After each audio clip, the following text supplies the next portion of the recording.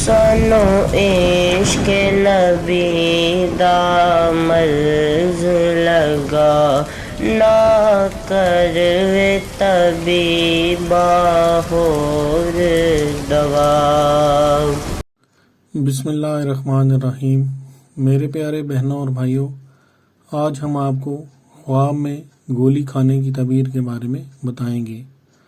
حضرت ابن سیرین رحمۃ اللہ علیہ نے فرمایا ہے کہ اگر خواب میں گولی کھانا کسی بیماری کے لیے دیکھے کہ اس کے کھانے سے شفا اور نفع پایا ہے تو بہتری اور کاموں میں نفع کی دلیل ہے، اور اگر دیکھے کہ دوا کسی نفع کے لیے نہیں کھائی تو اس کی تعویل اول کے خلاف ہے۔